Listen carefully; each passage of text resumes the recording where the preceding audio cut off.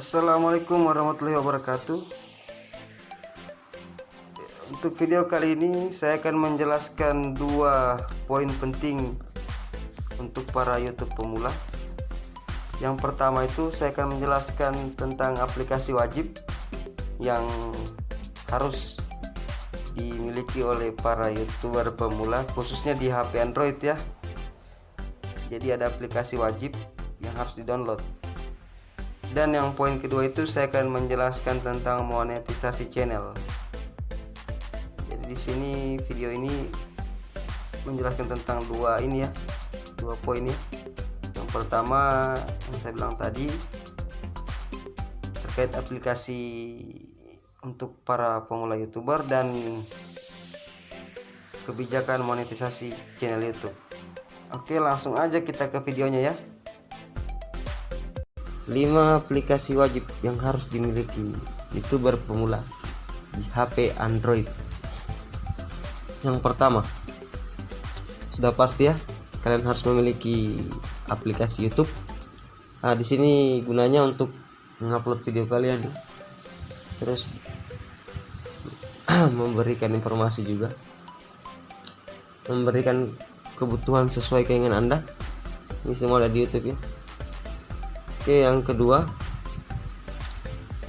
kalian harus mempunyai YouTube Studio. Nah, bisa dilihat di sini. Ini adalah aplikasi YouTube Studio. Kita masuk saja di dalamnya. Ya, tunggu ya. Oke, belum kenyala data masuk. Oke. Di dashboard ini kalian bisa mengetahui analitik YouTube kalian ya. Nah, contohnya seperti video saya ini yang saya upload. Di sini kan sudah ada viewersnya berapa, like-nya berapa, komennya berapa, jam tayangnya berapa, perubahan subscribe-nya berapa, penayangannya juga berapa, waktu tontonnya sudah ada ya, sudah terlihat semua di sini. Komentar-komentar juga sudah ada, gitu ya. Jadi selain analitik, di sini ada beberapa poin juga. Nah, ada video. Oke, ini yang saya bilang tadi ya. Bisa melihat like video kita, yang komen video kita, viewers kita berapa ya. Terus ini dia publik atau pribadi, kalian bisa lihat semua di sini ya. Kita lanjut lagi di playlist ya. Kalau playlist sih bisa juga di YouTube, tapi lebih bagusnya sini karena di sini kalian bisa melihat analitik tentang YouTube kalian. Gitu. Komentar yang di spam juga bisa kalian lihat, tapi di sini tidak ada ya. Oke, ini analitik. Di sini kita masuk khusus analitik. Kenapa saya anggap ini YouTube dashboard penting di download untuk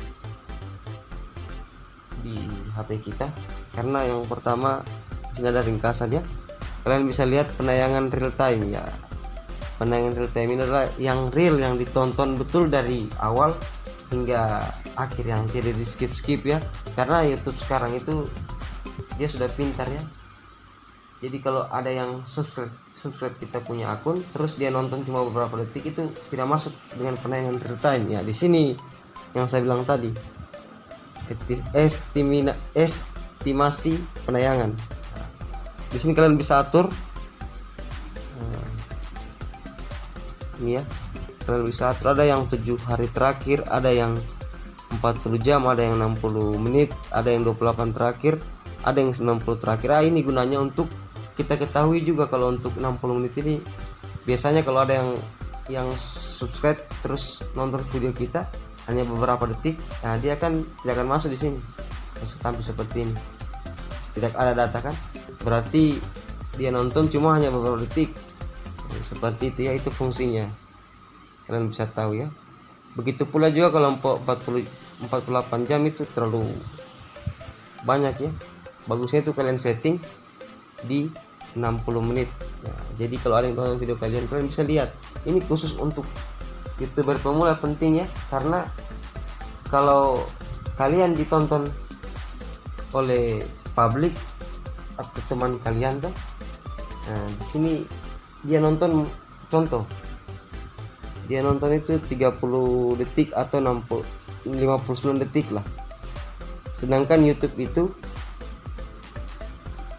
minimal yang dianggap real time lebih 60 detik atau bisa dibilang 1 menit ya. Di atas 1 menit, di bawah 1 menit itu dia tidak anggap real time, dan itu bisa menjadi spam buat akun kalian. Jika ada spam, kalian akan tidak bisa dimonet, jadi kalian gagal untuk menjadi YouTubers ya, seperti itu. Oke, selanjutnya kita masuk di jangkauan. Nah, ini jangkauan bisa dilihat ada tayangan, ini 28 terakhir ya, tapi saya hanya baru beberapa hari saja. Ini baru hari ke-8 kayaknya. Saya sudah ditayangkan 2471 yang lihat video saya, bukan yang, maksudnya yang nonton, bukan jamnya ya, hanya tayang saja, kayak semacam viewers begitu ya. Nah, tapi ini untuk jangkauannya aja yang 28 terakhir, tapi saya belum sampai 28 terakhir ya, ini dianggap 1 bulan ini. Ada yang kedua, ada rasio klik tayang dari tayang 28 terakhir, karena saya setel 28 hari terakhir, jadi muncul dia seperti inilah. Padahal ini belum sampai 28 hari terakhir ya, masih 8 hari. Jadi setel aja yang 60 menit tadi, 1 jam ya. Jadi bagus lagi kalau untuk YouTubers pemula.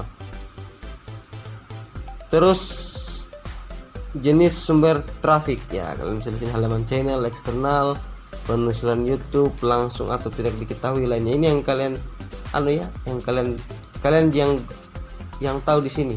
Maksud saya penelusuran YouTube kalian di selama beberapa 28 hari terakhir akan muncul di sini. Eksternal, halaman channel.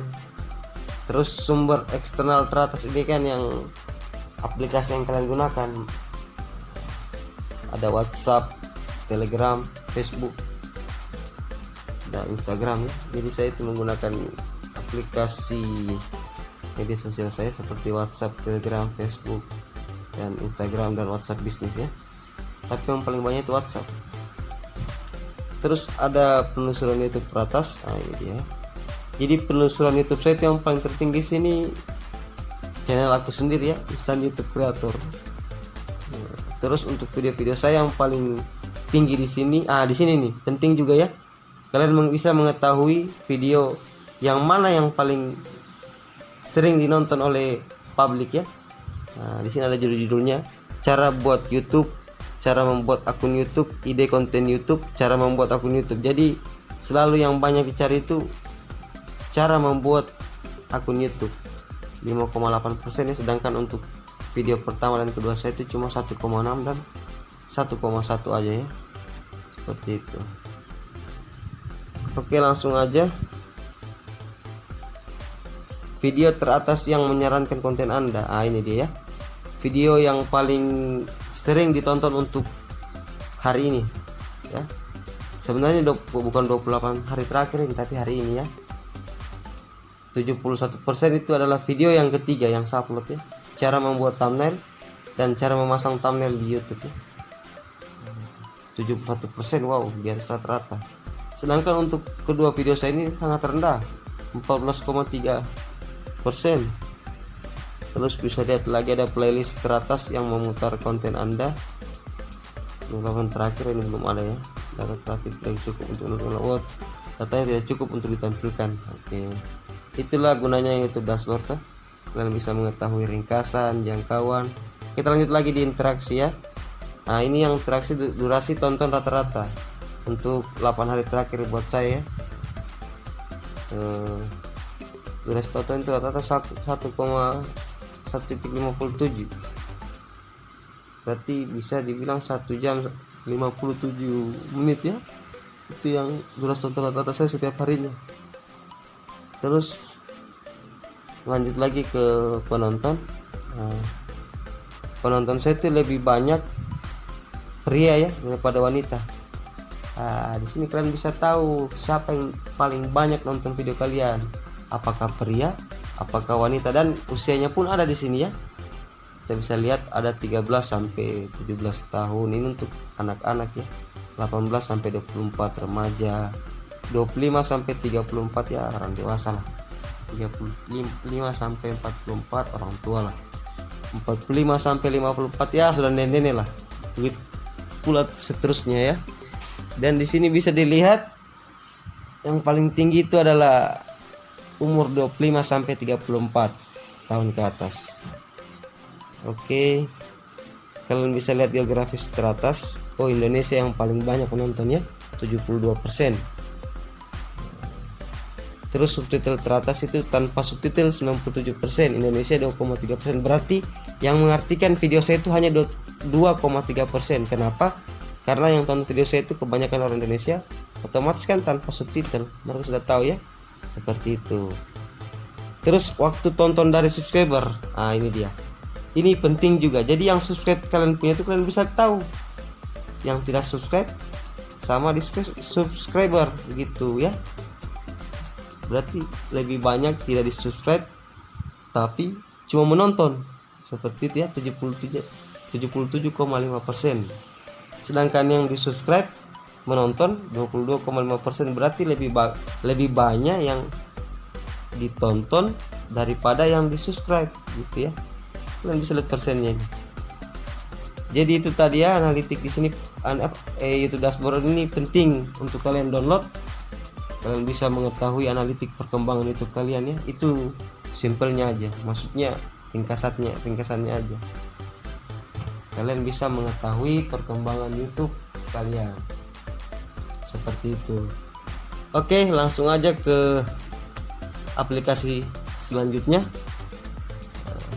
Aplikasi selanjutnya itu yang ketiga,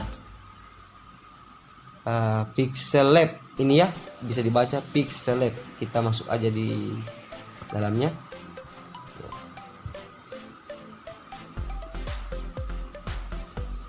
Jadi untuk aplikasi Pixel Lab ini gunanya yaitu untuk memasang thumbnail kalian. Thumbnail itu seperti apa? Seperti yang ini ya contohnya ya. Saya kasih tahu dulu. Kita buka YouTube dulu. Seperti ini dia contohnya. Ini dia. Aduh. Ini ya. Seperti ini ya. Masjid sepi. Mencoba azan, maka di sini jamaah langsung rame berondong ke masjid. Ini seperti ini namanya thumbnail ya.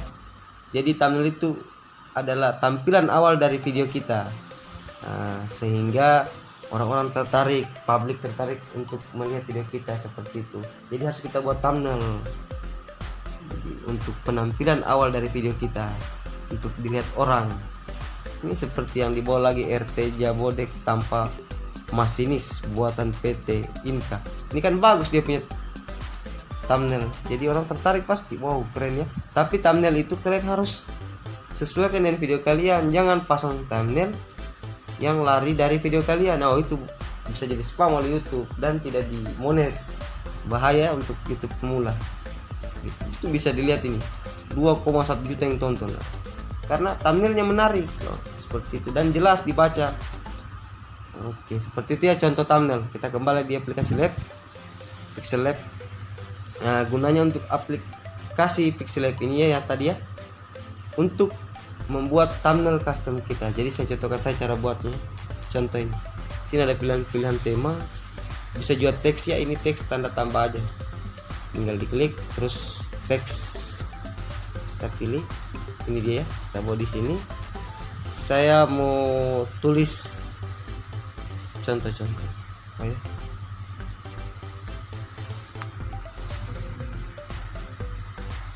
Klik 2 kali paling. Oke. Saya mau tulis Isan YouTube Creator. Isan YouTube. Aduh.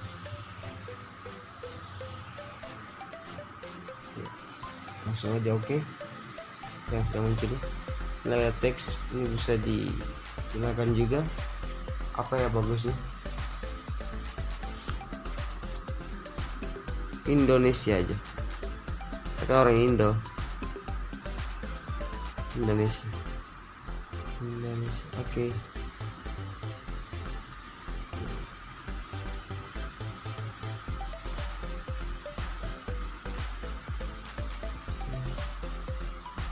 Ini contoh aja ya. Ini ada pilihan edit-editnya. Di sini bisa kalian lihat ada stylist, ada edit, ada delete, ada copy, ada to front, ada to back, position, relative position, size. Ini size kan ukuran, ada semua ya, hampir lengkap ya. Bisa lihat di sini ada warna juga, ada 3 dimensinya juga. Bisa lihat ya. Terus ada tema-temanya juga. Kita pakai tema aja kalau begitu ya. Lebih gampang ya.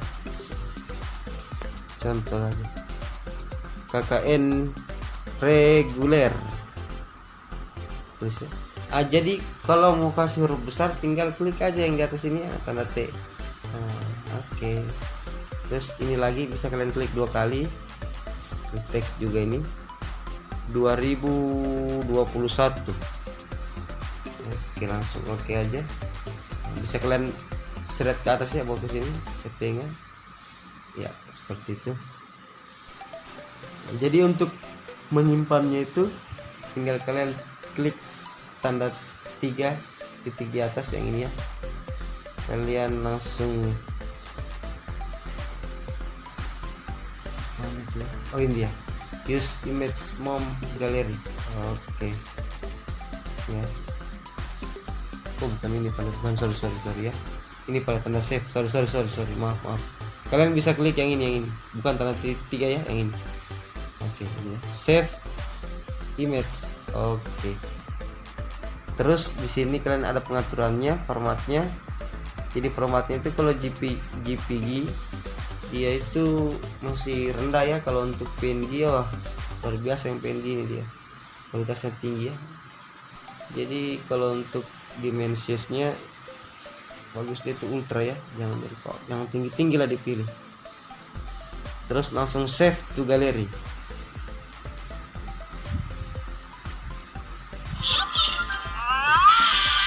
Kita tunggu dulu ya teman-teman si iklan.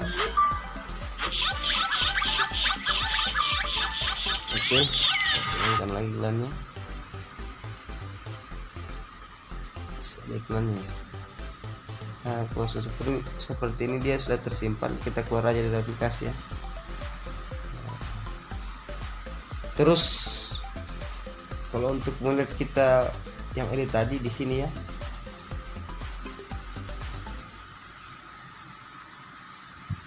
Kasih. Bisa lagi carinya ke sini. Kita aja kasih dan lihatkan ya. Terus aplikasi yang keempat yaitu KineMaster. KineMaster ini kalian sudah pasti tahu ya, untuk mengedit video. Bisa kita masuk dalamnya. Jadi KineMaster ini dia gunanya untuk mengedit video kita.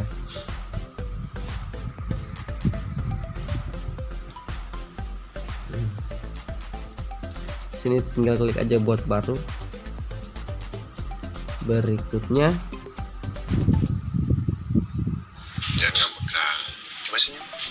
tunggu ya, masih iklan. Permisi Pak, saya dari Shopee. Jadi kalau Ini pesanannya Pak ya. bawa aplikasi yang ringan dan gampang dimudahkan ya untuk video coba ini ya. KineMaster aja yang dipakai. Gampang cara digunakannya, tidak ribet. Oke, langsung aja saya ambil tadi ya contoh gambar apa yang harus ambil. Kita ke video dulu ya.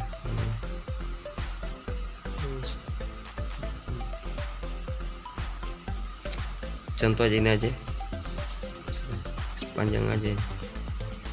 Oke, contoh ini contoh. Oke, anggap aja video ini.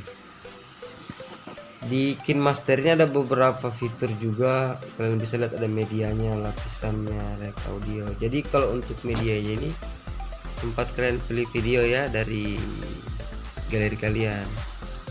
Contohnya tadi yang sambil ini foto yang sambil dari galeri ya. Terus setelah itu tinggal klik aja tanda checklist di atas ini. Oke. Di sini juga ada audio lapisannya. Lapisannya itu adalah bisa kalian ambil dari galeri ini yang tanda foto di atas, bisa ada efeknya juga, ada stikernya, ada teksnya, ada juga tulis tangannya ya. Cukup lengkap lah untuk membuat video di sini ya, untuk editnya. Terus ada juga audio ini untuk menambahkan musik. Jadi kalau untuk menambahkan musik itu takutnya nih kalau kalian mengupload video untuk di YouTube, kadang kan ada orang copyright begitu. Jadi saran saya untuk mengambil audio itu yang disarankan oleh YouTube aja ya. Jadi ada disiapkan untuk YouTube ini di gambar rumah ini ya, ini klik aja. Oke. Ini sudah ada ya. Ini ada akustiknya, ada anak-anaknya, ada sinematiknya, ada klasik, ada dance, ada semua ada ya, hampir semua ada ya. Jadi kalian tinggal pilih. Di sini semua ini bukan copyright, bebas untuk digunakan di video kalian. Di sini ada beberapa yang saya sudah download. Di contoh saya kasih masuk lagu ini ya. Langsung tinggal klik tanda tambah, terus tanda checklist lagi. Oke, kita putar ya. Seperti ini. Jadi kalau untuk menggunakan KineMasternya dia mudah loh, tidak susah amat. Oke, seperti itu ya. Terus ada reknya aja, ini rekaman suara. Jadi seumpamanya video kalian lupa untuk mengisi suara, ini kalian bisa tambahkan lagi. Saya mulai ya. Tes 1 2 tes 1 2 3 4 5 6 7 8 6 6 6 1 2. Saya berhenti ya. Kalian dengar ya? Oke, dengar. Tes 1 2 tes 1 2 3 4 5 6 7 8 6 6 6 1 2. Saya berhenti. Kalian bisa dengar ya? Saya ulang lagi. Tes itu dia. Jadi kalau kalian lupa untuk mengisi suara video kalian, bisa di KineMaster juga ada ini. Terus untuk biasakan kalau video itu ada suara-suaranya yang eksternal begitu, jadi kalian bisa menghilangkannya dengan cara ini suaranya. Kalian bisa menurunkan ini. Ini contoh aja video ini sambil musik. Semua ada ya. Hanya ini kebetulan foto jadi tidak ada suaranya. Kasih turun 0 ya. Ini langsung tidak ada suaranya nih ya. Dengar. Kan langsung hilang musiknya kan? Nah, seperti itu dia. Terus untuk memotong video, contoh saya taruh di sini ya. Misalnya saya mau pangkas ke kiri, nah, hilang kan? Kalau hilang begini, kalian tiba-tiba potong tapi salah, kalian bisa di sini kembali lagi. Nah, seperti semula lagi. Nah, ini kan semula kembali. Terus saya mau pangkas yang bagian ini aja. Saya mau pangkas yang bagian ke kanan, tak. Nah, habis kan? Kalau kalian kasih kembali tinggal klik ini. Nah, terus saya mau pangkas di tengah-tengah ini lagi. Seperti itu. Nanti kalau untuk video selanjutnya nanti saya jelaskan semua tentang spesifiknya untuk aplikasi ini ya. Ini hanya untuk perkenalan aja. Dimana YouTubers pemula wajib memiliki aplikasi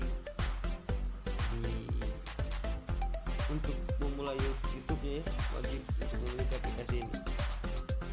Oke. Cek kita tes ya. 2 tes 1 2 3 4 5 6 7 8 6 6 6 1 2 seperti ya. Ini soal nanti kalian bisa pasangkan animasi apa yang kalian mau ya. Terus kita back dulu ya. Nah, seperti awal lagi. Di sini ada juga ini ya, suara apa lagi namanya? Lapis oh tidak ada ya. Habis. Ya langsung di Setelah begini kan sudah jadi semua, jadi langsung disimpan aja, tinggal klik tanda arah panah ke atas yang di atas ini, bagian kanan pojok atas ya, klik. Kalian tinggal klik ekspor, terus lewati. Oke deh, kita tunggu ya.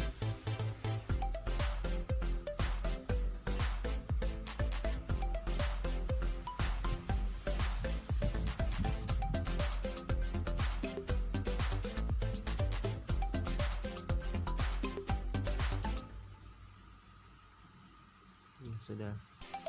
Kalau sudah seperti ini kalian tinggal keluar aja ya. Dia sudah tersimpan di galeri. Kita lihat video kita. Ini terus.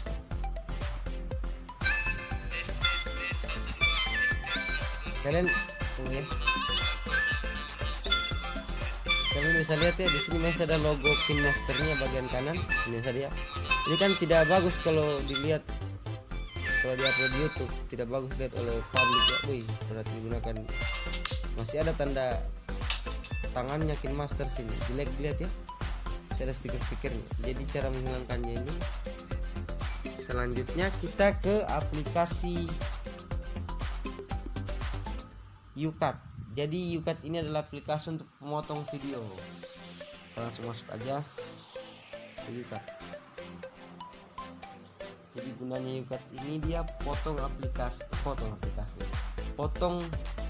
video ya. Langsung aja buat baru. Nah, ini tadi ya masih ada logo KineMaster ini. Setelah diceklis begini, kalian tinggal klik arah panel yang kanan. Nah, masuk seperti ini, kalian tinggal geser-geser ke kanan, cari potong. Ini ya, potong. Kita potong di kiri sedikit, ini ke kanan sedikit, seimbang, lalu down, tanda panah ya, tanda checklist ya. Oke. Ini kan sudah tidak ada logonya lagi ya, tinggal klik. Kalau sudah seperti ini, kalau dan kalian sudah edit semua bagus, tinggal klik simpan aja. Nah, jadi simpan ke pengaturan di sini ada juga kualitas tinggi ya, ini terus pilih juga yang paling tinggi lagi, simpan. Simpan.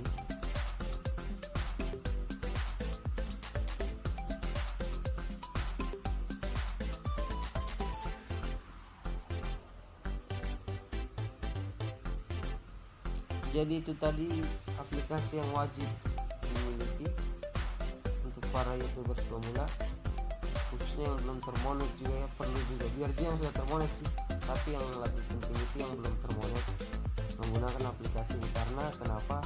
Aplikasi ini tuh cukup untuk di smartphone kita, tidak banyak data juga, cuma hanya beberapa MB saja.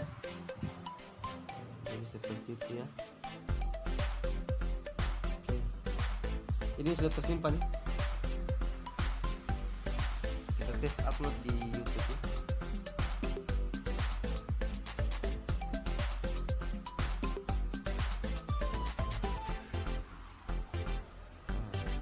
Tinggal klik tanda tambah di bawah ini, terus upload video. Ini tadi ya. Di sini ada dua pilihan, yang kalian pilih itu yang paling di kiri ya, jangan yang kanan, kiri, karena yang paling baru tadi. Ini dari YouCut yang kita upload video tadi ya. Langsung aja kita masuk. Wah, seperti ini ya. Buat judul apa di 66 terus deskripsi video ini menjelaskan bla bla bla seperti ini. Lokasi sudah, langsung saja diklik aja berikutnya. Di sini ada pilihannya ya, video ini dibuat untuk anak-anak. Yang ke opsi kedua, tidak, video ini tidak dibuat untuk anak-anak, seperti itu. Langsung tulis aja, langsung klik aja di atas ya, upload.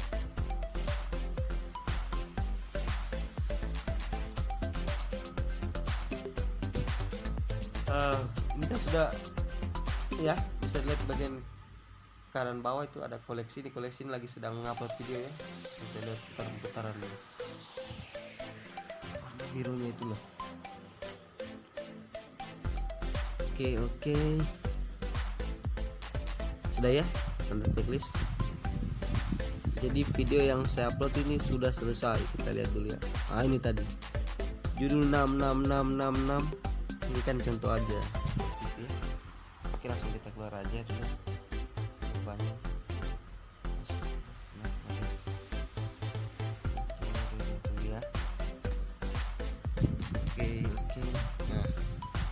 Oke, jadi itu tadi penjelasan tentang aplikasi yang wajib di-download untuk para YouTube pemula di HP Android ya. Oke, kita lanjut poin keduanya, pembahasan tentang pedoman YouTube ya. Sini kita belajar tentang kebijakan monetisasi di YouTube. Jadi kalian harus tahu juga kebijakan-kebijakan yang ada di YouTube. Dan salah satunya ini ya, kebijakan monetisasi di YouTube. Kita akan pelajari di sini. Kalau mau tahu lebih lanjut, silakan nonton videonya lagi. Langsung saja kita ke dalamnya untuk membahas secara detail. Kita langsung klik yang ini aja ya, kebijakan monetisasi YouTube. Bisa diklik. Di sini kita akan pelajari mulai dari kebijakan monetisasi, hal-hal yang kami periksa saat meninjau channel, dan berbagai hal lainnya ya. Jadi kita bahas dari awal saja. Yang pertama itu kebijakan monetisasi channel YouTube. Saya bacakan saja ya. Diperbarui Oktober 2020. Dalam pembaruan artikel ini, tidak ada perubahan pada proses kami. Kami memperbarui halaman ini untuk meningkatkan transparansi terkait kebijakan penegakan kami, serta untuk memberitahu Anda tindakan atau perubahan yang mungkin berdampak pada Anda, seperti perubahan kebijakan di masa mendatang. Oke, kita scroll ke bawah lagi. Jika Anda melakukan monetisasi di YouTube, channel Anda harus mematuhi kebijakan monetisasi YouTube. Kebijakan ini meliputi yang pertama, pedoman komunitas, persyaratan layanan, dan hak cipta, serta kebijakan program Google AdSense. Jadi di YouTube ini ada hal-hal yang harus kalian tahu ya tentang monetisasi. Dan kita akan bahas itu yang pertama. Langsung saja ya. Hal-hal yang kami periksa saat meninjau channel Anda. Jadi yang pertama itu tema utama. Yang kedua, video yang paling sering ditonton. Yang ketiga, video terbaru. Keempat, proporsi waktu tonton terbesar. Dan yang kelima, mendata video, termasuk judul, thumbnail, dan deskripsi. Jadi YouTube itu memeriksa ya, meninjau channel pada saat kalian buat channel nanti. Sudah ditinjau dari awal. Oke, langsung kita poin selanjutnya. Di sini ada ikuti pedoman komunitas YouTube, mematuhi kebijakan program AdSense, tanggung jawab kreator, serta cara kami memberitahu Anda jika terdapat perubahan kebijakan. Jadi YouTube ini telah dirubah kebijakannya pada tahun 2020 kemarin. Jadi langsung saja yang pertama ya, ikuti pedoman komunitas YouTube. Kita klik saja. Oke, saya akan bacakan di sini pedomannya. Pedoman ini membantu menjaga YouTube agar tetap menjadi komunitas yang baik bagi para penonton, kreator, dan pengiklanan. Konten yang melanggar YouTube tidak memenuhi syarat untuk dimonetisasi dan akan dihapus dari YouTube. Jadi hati-hati ya kalau buat ini ya, channel. Lanjut. Siapapun yang mengakses ke YouTube wajib mematuhi pedoman komunitas. Jadi kalian harus mematuhi pedoman komunitas YouTube yang baru ini. Kreator yang melakukan monetisasi harus memahami bahwa pedoman kami tidak hanya berlaku untuk masing-masing video, tetapi juga channel Anda secara keseluruhan. Berikut pedoman komunitas yang paling relevan untuk channel yang sudah bisa atau ingin melakukan monetisasi. Nah, jadi di sini ada beberapa poin. Jika channel Anda berada di antara poin ini, jadi saya jelaskan saja ya. Yang pertama itu spam, praktik penipuan dan scam. Yang kedua konten ketelanjangan dan seksual. Yang ketiga keselamatan anak. Yang keempat konten merugikan atau berbahaya. Yang kelima ujaran kebencian. Dan yang keenam pelecehan dan cyberbullying. Jadi saya jelaskan ya. Yang pertama ini ada spam, praktik penipuan dan scam. Jadi spam itu seperti contohnya, kalau kita membuat channel YouTube, terus kita mengupload video, misalnya satu video ya, yang durasinya hanya taruhlah 6 menit. Pada saat orang menonton video tersebut, video Anda yang kalian upload itu, dia hanya melihat tidak cukup sampai semenit. Selama berulang-ulang dilakukan oleh penonton-penonton selanjutnya, itu yang namanya spam ya. Dan subscriber yang menggunakan bot, itu yang namanya spam. Kalau praktik penipuan pas sudah tahu ya, termasuk situ juga bot dan scam juga. Yang kedua, konten ketelanjangan dan seksual. Nah, ini dia. Konten ketelanjangan ini dan seksual yang merujuk di ini ya, semacam mengupload video-video porno, video-video yang terus yang konten merugikan atau berbahaya. Nah, ini yang merugikan ya, merugikan orang lain, kayak semacam mengambil video orang lain, terus video tersebut mengandung unsur kayak membuli begitu, yang merugikan orang lain lah, seperti itu tidak akan dimonet ya. Terus yang berbahaya itu kayak semacam tawuran, terus seperti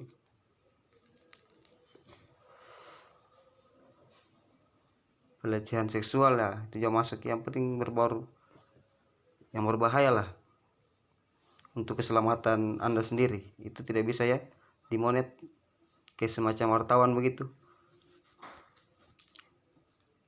Terus ujaran kebencian. Jadi kalau kalian memposting video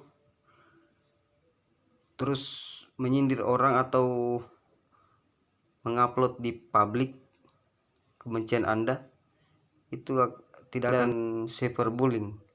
Yang saya jelaskan tadi kan yang masuk ini ya, di keselamatan anak juga hampir sama dengan poin ke-6 ini, pelecehan dan cyberbullying ya.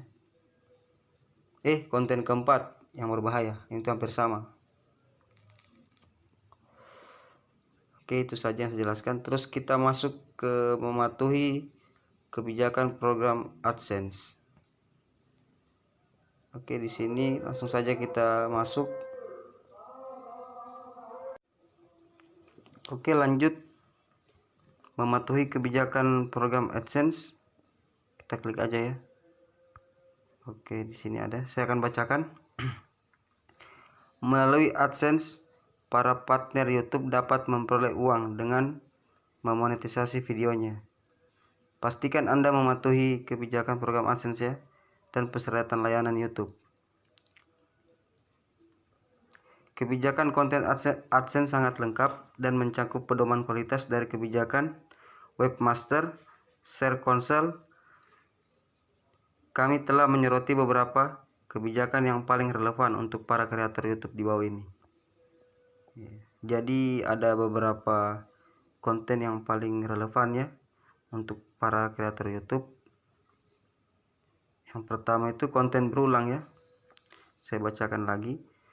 Konten berulang merujuk pada channel yang kontennya sangat mirip, sehingga penonton mungkin kesulitan membedakan video yang ada di channel tersebut. Jadi kalau kontennya sangat mirip, misalnya kalian upload cara membuat YouTube, terus kemudian video keduanya lagi membuat YouTube resmi, itu kan hampir sama. Jadi mereka itu kesulitan membedakan video. Nah, itu dilarang sama YouTube ya. Tidak akan dimonet juga itu kalau konten berulang. Oke, lanjut. Kebijakan ini didasarkan pada porsi Search Console dalam kebijakan program AdSense. Kami menjelaskannya menggunakan konteks yang lebih relevan bagi para kreator YouTube. Kebijakan ini berlaku untuk channel Anda secara keseluruhan. Artinya jika sebagian besar video Anda melanggar panduan kami, seluruh channel Anda tidak akan bisa dimonetisasi. Jadi kalau Anda melanggar pedoman YouTube ini, channel kalian itu akan tidak bisa dimonetisasi ya. Sini ada beberapa pertanyaan ya.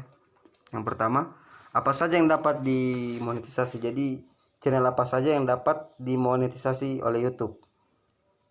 Langsung saja. Ada beberapa hal yang dapat dimonetisasi, termaksud tetapi tidak terbatas pada: yang pertama, intro dan outro yang sama untuk semua video, tetapi sebagian besar konten Anda berbeda. Jadi intro dan outro itu sama untuk semua video, tetapi sebagian besar konten Anda berbeda. Artinya intronya begitu sama dan dia punya outronya itu sama setiap video yang Anda upload, akan tetapi sebagian besar konten yang kalian upload itu berbeda, itu kan tetap akan dimonet ya. Terus yang kedua, konten yang mirip, tetapi setiap video secara khusus membahas karakteristik subjek yang Anda tampilkan. Jadi kalau kontennya mirip tetapi beberapa objek serupa, tetap akan dimonet ya, asal penjelasannya disertai tentang keterkaitannya dengan video tersebut. Seperti itu ya. Oke, lanjut. Konten yang melanggar pedoman ini. Jika suatu channel berisi konten yang mirip, hal ini dapat mengecewakan penonton. Saya ulang ya. Jika suatu channel berisi konten yang mirip, hal ini dapat mengecewakan penonton yang mengakses YouTube untuk menikmati video yang mengikat dan menarik. Artinya, channel yang konten setiap videonya hampir mirip tidak dapat dimonetisasi. Jadi channel yang konten setiap videonya hampir mirip tidak dapat dimonetisasi. Dengan kata lain, channel Anda tidak boleh berisi konten yang dibuat atau diproduksi secara otomatis menggunakan template dasar. Bisa dibaca baik-baik di sini ya. Channel Anda tidak boleh berisi konten yang dibuat atau diproduksi secara otomatis menggunakan template dasar. Oke ya. Lanjut. Beberapa hal yang tidak dapat dimonetisasi. Yang poin pertama, konten yang secara eksklusif menampilkan pembacaan materi lain yang bukan karya Anda sendiri, seperti teks dari situs atau feed berita. Yang kedua, lagu yang dimodifikasi sehingga nada atau temponya berubah, tetapi tetap identik dengan lagu aslinya. Jadi kalau kalian mengupload lagu, terus tetap identik dengan lagu aslinya, itu tetap hak cipta ya, hak cipta itu masuk di situ. Terus konten berulang yang mirip atau tidak berfaedah. Jadi kalau konten Anda tidak jelas begitu, tidak ada faedahnya, dia tidak akan dimonet ya. Dengan nilai edukasi, kualitas komentar dan narasi yang buruk. Jadi komentar juga ditinjau di sini ya. Dan narasi yang buruk juga tidak akan dimonet. Yang keempat, konten yang dibuat berdasarkan template, diproduksi massal atau dihasilkan secara terprogram. Yang kelima, slideshow gambar atau teks scroll dengan sedikit atau tanpa narasi, komentar atau nilai edukasi. Kita masuk di konten yang digunakan ulang. Jadi di sini ada penjelasan konten yang digunakan ulang. Langsung saja. Konten yang digunakan ulang merujuk pada channel yang memodifikasi konten orang lain tanpa menambahkan komentar asli atau nilai edukasi yang signifikan. Kebijakan ini didasarkan pada porsi Search Console AdSense dalam kebijakan program AdSense. Kami menjelaskan menggunakan konteks yang lebih relevan bagi para kreator YouTube. Kebijakan ini berlaku untuk channel Anda secara keseluruhan. Artinya, jika sebagian besar video Anda melanggar panduan kami, seluruh channel Anda tidak akan bisa dimonetisasi. Lanjut, apa saja yang dapat dimonetisasi? Nah, di sini ada pertanyaan lagi dan ada jawabannya ya. Apa saja yang dapat dimonetisasi? Pada intinya, kebijakan ini bertujuan untuk memastikan agar kita memonetisasi konten yang asli, memberikan nilai bagi penonton. Meski bukan karya asli Anda, tetapi jika ditambahi bumbu humor atau analitis, bumbu humor ya, kalau humor juga tidak apa-apa, ini bagus ya, bisa dimonetisasi juga, atau analitis ya. Konten tersebut akan berubah menjadi konten yang unik, Jadi konten-konten yang unik itu bisa dimonet ya. Jika jenis konten tersebut boleh digunakan di channel Anda, namun setiap video wajib mematuhi kebijakan lain, misalnya hak cipta. Nah, ini yang saya bilang tadi. Jadi kalau kalian ada beberapa video yang kalian ambil terus tidak mengeditnya, itu sudah melanggar hak cipta ya. Jadi hati-hati yang membuat channel YouTube tentang ini ya, kayak video lagu tadi, terus review-review film seperti itu ya, hati-hati. Dengan kata lain, konten yang digunakan ulang boleh dimonetisasi jika penonton dapat secara jelas membedakan antara video asli dengan video Anda. Jadi sudah jelas di sini ya. Lanjut, beberapa hal yang dapat dimonetisasi. Yang pertama, menggunakan klip untuk memberikan ulasan kritik. Yang kedua, adegan suatu film yang dialog atau sulit suaranya telah Anda ubah. Pemutaran ulang turnamen olahraga yang berisi penjelasan Anda seputaran tindakan kompetitor demi meraih kemenangan.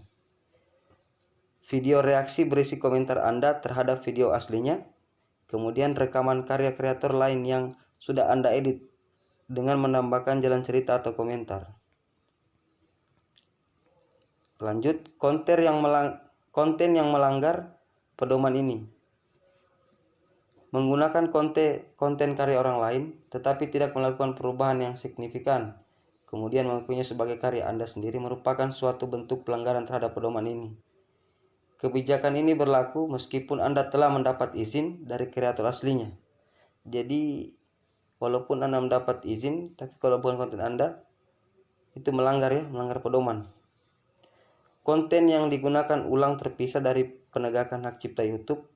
Artinya, konten tersebut tidak berdasarkan hak cipta, izin, atau penggunaan wajar. Gitu ya. Pedoman ini dapat diartikan bahwa ada kalanya Anda mungkin tidak menerima klaim terhadap konten, tetapi channel Anda tetap melanggar pedoman terkait konten yang digunakan ulang. Contoh, ini ada contohnya ya. Contoh lain seputar hal yang tidak dapat dimonetisasi. Contoh, yang pertama, klip yang menampilkan berbagai momen dari acara favorit Anda yang diedit menjadi satu dan sedikit atau tanpa narasi. Yang kedua, video singkat yang Anda kompilasi dari situs media sosial lain. Yang ketiga, koleksi lagu dari beragam artis meskipun Anda telah mendapatkan izin dari mereka. Yang keempat, konten yang diupload berkali-kali oleh kreator lain. Yang kelima, promosi konten pengguna lain meskipun Anda telah mendapatkan izin ya. Sini ada tadi contoh yang tidak dapat dimonetisasi ya. seputar halnya. Oke, langsung lagi kita tanggung jawab kreator ya. Kita masuk sini. Saya akan bacakan lagi. Kesuksesan channel Anda dan program partner YouTube bergantung pada kemauan pengiklanan untuk mengaitkan brand mereka dengan konten YouTube. Jika pengiklanan kehilangan kepercayaan, penghasilan semua kreator YouTube akan terkena dampak negatif. Tanggung jawab kreator ya. Kami tidak mengizinkan perilaku negatif yang secara signifikan berdampak buruk pada komunitas. Oleh karena itu, kebijakan ini mendorong Anda untuk menghormati penonton, sesama kreator dan pengiklanan baik di dalam maupun di luar YouTube. Jika kebijakan ini dilanggar, kami dapat menonaktifkan monetisasi untuk sementara atau menghentikan akun Anda. Jadi kalau di sini bisa dibaca tadi ya. Jika pengiklanan kehilangan kepercayaan, penghasilan semua kreator YouTube akan terkena dampak negatif. Bisa dibaca jelas itu ya.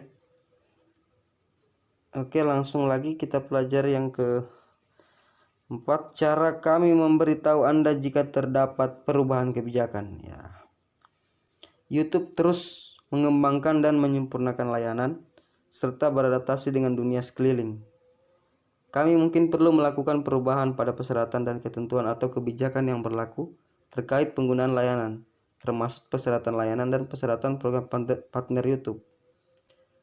Kebijakan kami dan dokumen kontraktual lain, hal ini dilakukan untuk merefleksikan perubahan pada layanan kami atau untuk alasan hukum, peraturan, atau keamanan.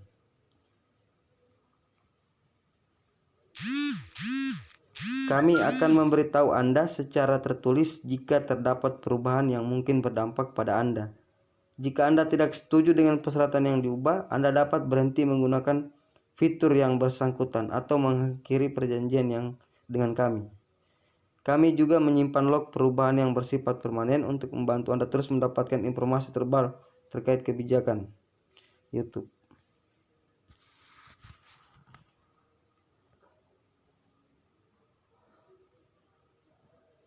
Jadi masih banyak sebenarnya yang harus kalian pelajari.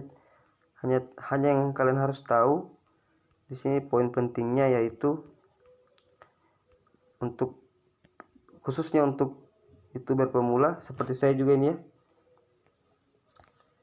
Yang kalian tahu itu kebijakan monetisasi channel YouTube dan hal-hal yang kami periksa saat meninjau channel Anda. Itu ya yang kalian harus pelajari juga. Jadi YouTube itu tidak gampang menjadi YouTuber lah. Susah gampang. Biasa hal-hal yang unik itu yang cepat termonetisasi. Jadi usahakan kalau bikin channel itu jangan ini ya. Ada tadi penjelasannya.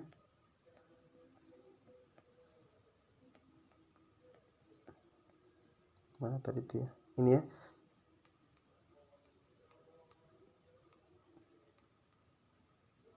Yang ada berapa poin ini? 1, 2, 3, 4, 5, 6 poin ya.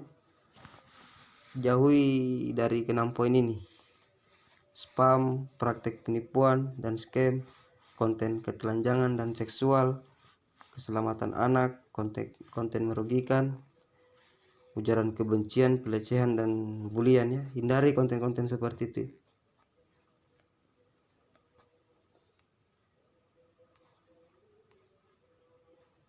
Jadi itu saja mungkin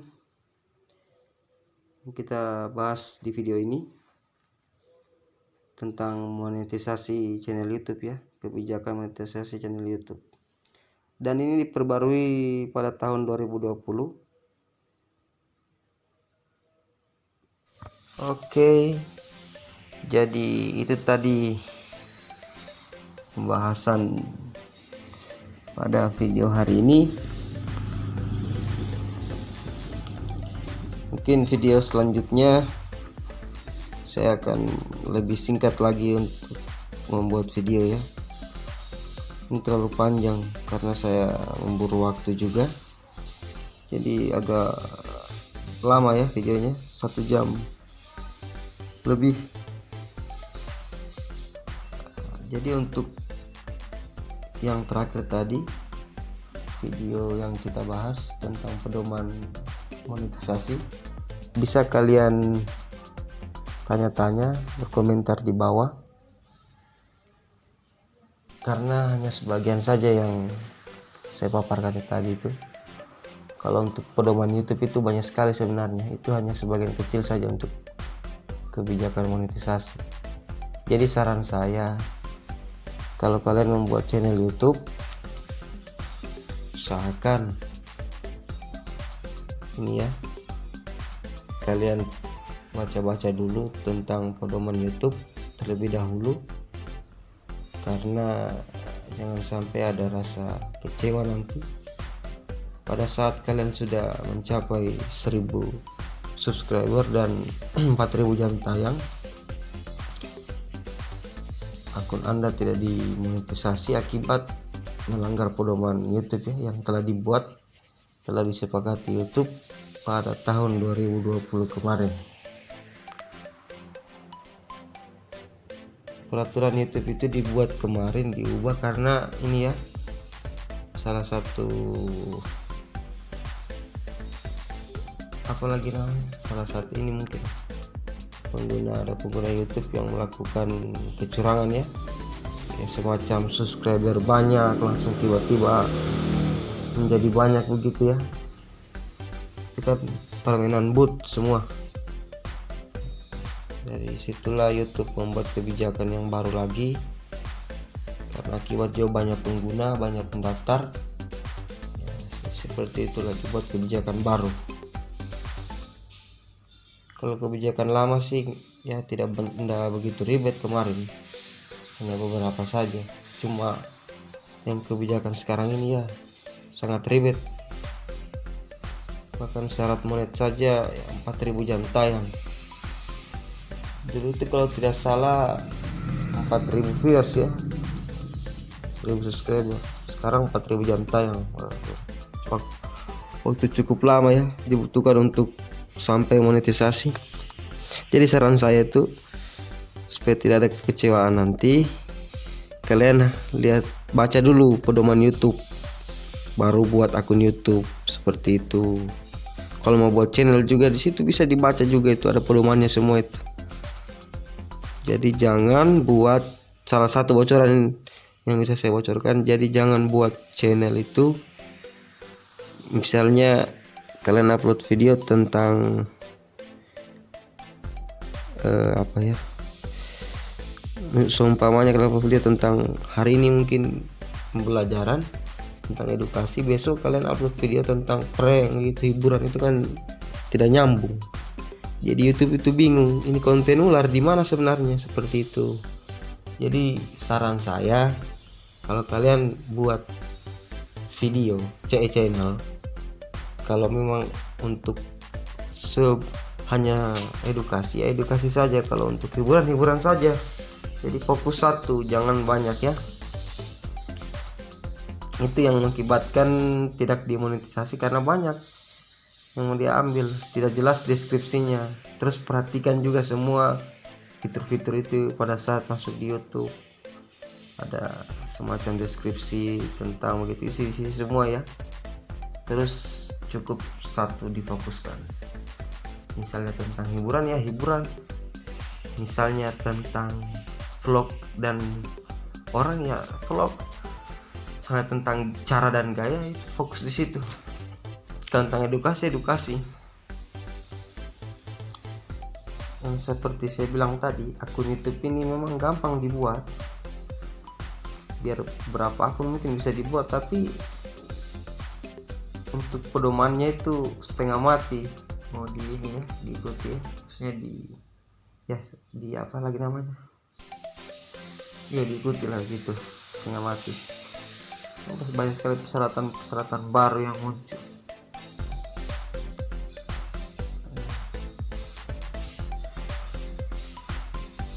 Intinya kalian berusaha dulu, sebaik-baiknya nanti pasti ada hasilnya, tetap ada hasilnya.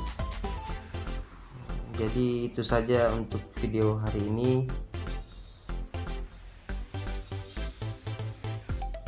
Oke, mungkin perkataan yang kurang jelas atau apa, nanti ditanyakan saja ya di komentar.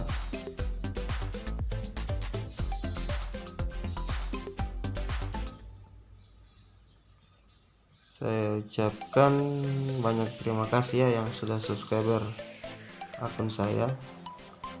Nanti mungkin untuk mengupload video dan edit video selanjutnya saya akan memperbagus lagi. Mungkin masih kurang banyak yang kurang dari video saya ini. Saya masih ya mengerti ya, masih banyak karena saya YouTuber pemula juga, masih banyak yang kurang di sini. Saya kira cukup. Assalamualaikum